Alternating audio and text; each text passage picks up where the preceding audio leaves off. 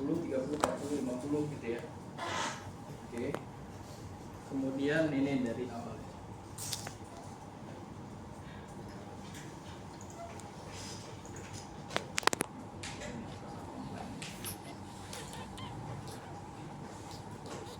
Prinsipnya kalau di mana namanya, di kompas kita hanya tahu sudut ya, sudutnya aja. Nah kita nanti yang kita gunakan adalah sudut azimut dan back azimut, ya, sudut belakang. Jadi sudut azimut yang depan, sudut back azimut yang belakang. Nah di sini nanti ada benang atas dan benang bawah istilahnya. Ya, benang atas, benang bawah. Kemudian kalau benang tengah itu hasil dari perhitungan benang atas dan benang bawah. BA dikurang BB, ini jadinya benang tengah. Ya nanti di dalam lensa itu dia ada benang, bukan benang sih ya, ada garis gitu ya, ada garis tipis sekali garisnya. Ini yang akan kita baca. Kalau koordinatnya itu tampilnya di layar, sudutnya itu tampilnya di layar, tapi di sini ini kita akan membaca benang atas dan benang bawah. Dari sini, dari angka-angka benang atas dan benang bawah, kita bisa tahu nanti jaraknya. Jadi dia ada syarat-syaratnya gitu ya, berurut gitu. Gak bisa kita asal. Oke, ini ya. Jadi ini perhitungannya, ada pembacaan sudut lereng, jarak, proyeksi, sudut horizontal, dan sudut vertikal. Kita tetap menggunakan meteran ya sebagai alat untuk mengukur jarak.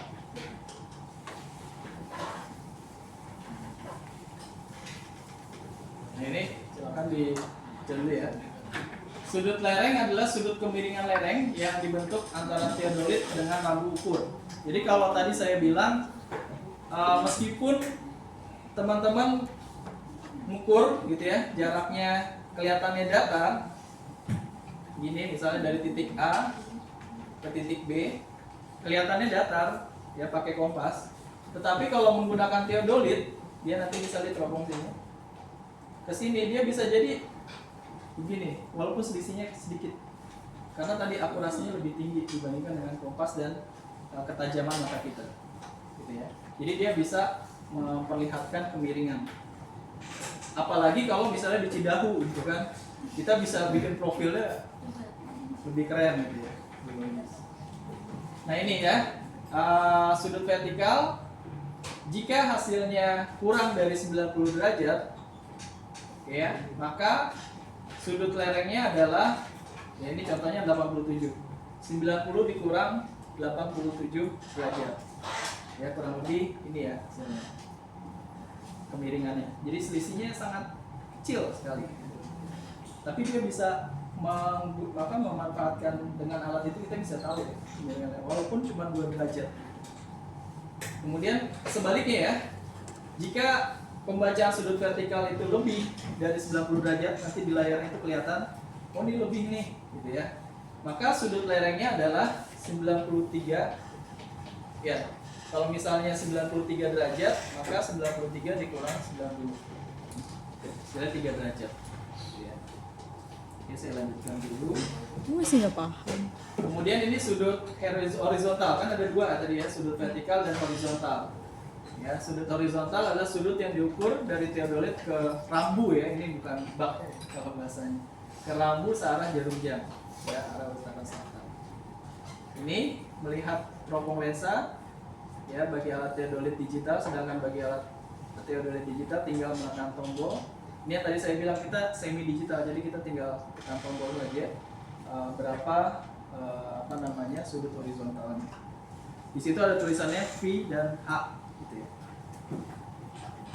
Ini posisinya. Nah kira-kira kalau digambarkan seperti ini ya, ini titik teodolit bisa jadi lebih elevasinya ke bawah atau naik ke atas.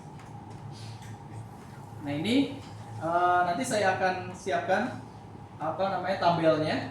Tinggal nanti pada saat minggu depan kita coba praktik, kita baca masing-masing ini.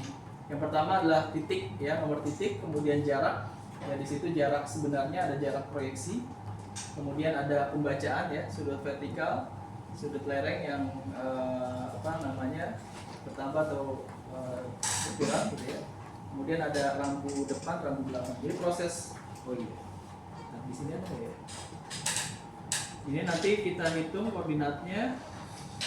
Nah ini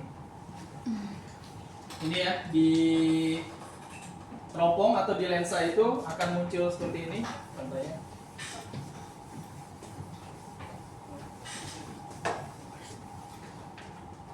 Pertama tadi kan kita centering dulu tuh, ngediriin alat. Kita udah dirikan alatnya, ya, kita dirikan alatnya. Kemudian kita ukur berapa tinggi alatnya ke bagian yang bawah. Ya, ini berapa? Kalau taruhlah misalnya 1,4. Ini tergantung dari orangnya yang akan mengukur. Ya, bisa jadi posisi theodolitnya itu di bawah, atau kalau yang lebih mohon maaf ya, lebih mungil gitu ya, misalnya dia akan kecil gitu, semakin pendek gitu ya. Jadi menyesuaikan dengan tinggi badan yang kemudian jarak antara pesawat ke rambu ukur itu diukur manual. Jadi titik awal ini misalnya berdiri di sini, ini A titik awal, ini titik rambu ukurnya misalnya di sini ya. Ini ada orang juga misalnya, ini dibawa kan, dia pakai berdiri dengan rambu ukur, dia akan menembak ke sini kan, dia akan menembak ke rambu ukur ini. Nah dari sini ini dicatat berapa sudut vertikal, sudut horizontal, jaraknya dilihat menggunakan meteran. Ini tetap di bawah ya, 2 meter ya. Oke. Jaraknya untuk mengetahui jarak kita bawa meteran. Yang mudah sih 50 sampai 100 meter ya. Tapi semakin jalannya semakin berliku, teman-teman jangan langsung nembak lurus.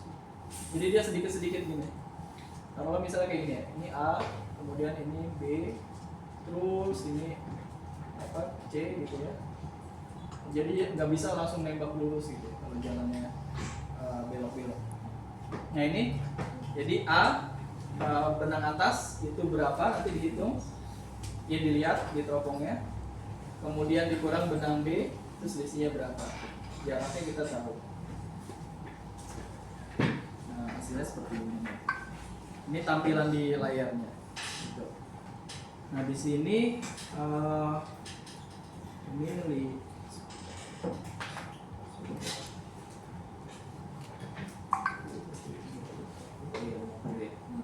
jadi nanti kalau misalnya di benang bawahnya, misalnya ada di sini nih garisnya, benangnya, selisih kotak ini 10 ya, 10, ini 20 gitu ya, 30, 40, 50.